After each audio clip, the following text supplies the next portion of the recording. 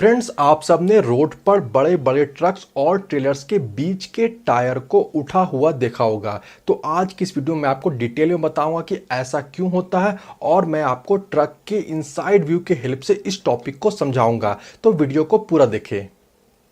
Friends, trucks और trailers के बीच में एक एक्सल ऐसा लगा हुआ होता है जिसे ऊपर उठाया जा सकता है और जिससे जरूरत पड़ने पे नीचे गिराया भी जा सकता है। और इसके साथ ही इन एक्सल के साथ लगा हुआ जो टायर होता है वो भी ऊपर और नीचे हो जाता है। अब अलग अलग गाड़ियों में इस एक्सल को अलग अलग नाम से पुकारा जाता है। कुछ गाड़ियों में से टैग एक्सल कहा जाता है, कुछ गाड़ियों में लिफ्ट एक्सल, कुछ गाड़ियों में ड्रॉप एक्सल, कुछ गाड़ियों में रिट्रैक्टेबल एक्सल और कुछ गाड़ियों में पुशर एक्सल कहा जाता है। लेकिन जो भी नाम से इसे पुकारा जाए, इसका काम एक ही होता है और इसका काम होता है कि जब जरूरत पड़े तो जो हमारा एक्सल है उसे ऊपर ले जाया जाए और जब जरूरत पड़े तो उसे नीचे लाया जा सके। लेकिन सवाल है कि यह जरूरत कब पड़ता है। फ्रेंड्स, ट्रक और ट्रेलर्स में लगे हुए हर एक एक्सल की एक लोड कैरिंग कैपेसिटी होती है, चाहे वो 6000 केजी होती है, चाहे वो 8000 केजी होती है। और जब ये ट्रक्स और ट्रेलर्स हेवी लोड को कैरी करते हैं उस टाइम पे ये जरूरी होता है कि जो हमारे ट्रक और ट्रेलर के जितने भी एक्सल है उनके ऊपर में ज़्यादा लोड नहीं पड़े और लोड इक्वली डिस्ट्रीब्यूट हो। उस टाइम पे क्या किया जाता है कि ये जो एक्सल है जिससे ऊपर और नीचे किया जा सकता है तो इसे नीचे कर दिया जाता है, इसे ग्राउंड पे सरफेस पे लिया जाता है। जिससे क्या होता है कि जो हेवी लोड ये गाड़ियां कैरी कर रही है तो उसका जो लोड है वो सारे एक्सल पे इक्वली डिस्ट्रीब्यूट हो जाता है। लेकिन अब सवाल है कि इसे हमेशा नीचे गिरा के क्यों नहीं चलाया जाता है। तो आइए मैं आपको इसके बारे में बताता हूं।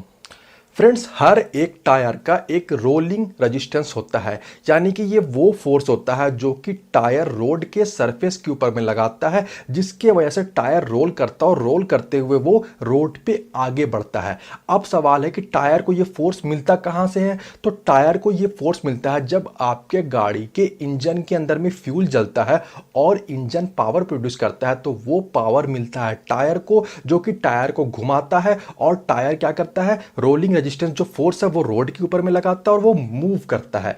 अब देखिए, जब गाड़ी के ऊपर में लोड कम हो या गाड़ी खाली जाए या कम लोड के ऊपर में जाए, उस टाइम पे क्या होता है कि एक्सल के ऊपर में ज्यादा लोड नहीं होने के वजह से ये जरूरी होता है कि जो इंजन पावर प्रोड्यूस कर रहा है वो पावर कम चक्के को, यानी कि जितने भी चक्के लगे हुए हैं उनमें से कम चक्के को मिले ताकि वो उसे घुमा के उसे मूव कर पाए। अब अगर हम लोग ये जो ड्रॉप एक्सल वाला जो हमारा एक्सल है उसे नीचे रखेंगे तो क्या होगा कि इंजन जो पावर प्रोड्यूस कर रहा है वो अननेसेसरी वेस्ट होगा। वो इस एक्सल के टायर को भी मिलेगा और इस एक्सल के टायर को घुमाने के लिए काम आएगा, लेकिन वो वेस्ट होगा, उसका जरूरत नहीं होता है।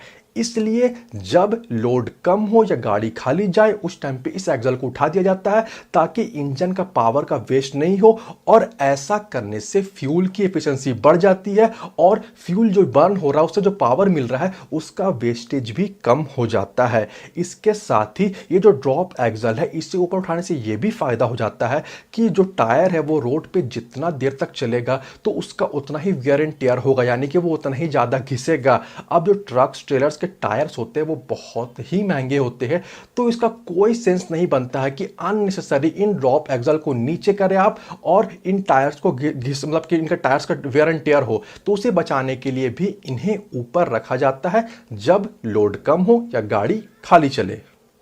फ्रेंड्स, ड्रॉप एक्सल ऊपर रखने से एक फायदा यह भी हो जाता है कि जो ट्रक्स और ट्रेलर्स होते हैं इनका टर्निंग रेडियस कम हो जाता है, यानी कि वैसे जगह जहां पे स्पेस कम हो वहां पे भी ये एक्सल ऊपर रहता है तो कुछ हद तक ट्रक्स और ट्रेलर्स को लेफ्ट या राइट टर्न लेने में कम स्पेस कैरी करना पड़ता है। लेकिन वहीं दूसरी तरफ अगर ये ड्रॉप एक्सल नीचे हो तो फिर ट्रक्स एंड ट्रेलर्स ज्यादा एरिया लेते हुए मुड़ते हैं, तो एक फायदा ये हो जाता है कि टर्निंग रेडियस कम हो जाता है। फ्रेंड्स, जब लोड कम हो या गाड़ी खाली हो उस टाइम पे ड्राइवर क्या करते हैं कि इस ड्रॉप एक्सल को उठा देते हैं। अब उसके पीछे का एक रीज़न ये भी है कि जब ये ड्रॉप एक्सल उठा हुआ होता है उस टाइम पे गाड़ी का जो ड्राइव एक्सल होता है, यानी कि गाड़ी के इंजन से जिस एक्सल को पावर मिल रहा है उसके ऊपर में लोड बढ़ जाता है। अब लोड बढ़ने से फ़ायदा ये हो जाता है कि गाड़ी का जो ट्रैक्शन कंट्रोल है वो बढ़ जाता है। यानी आसान लफ्ज़ों में कहे कि खाली गाड़ी होने पर भी जो जो टायर है वो रोड से चिपक के चलती है और ड्राइवर को गाड़ी को हैंडल करने में आसानी हो जाता है।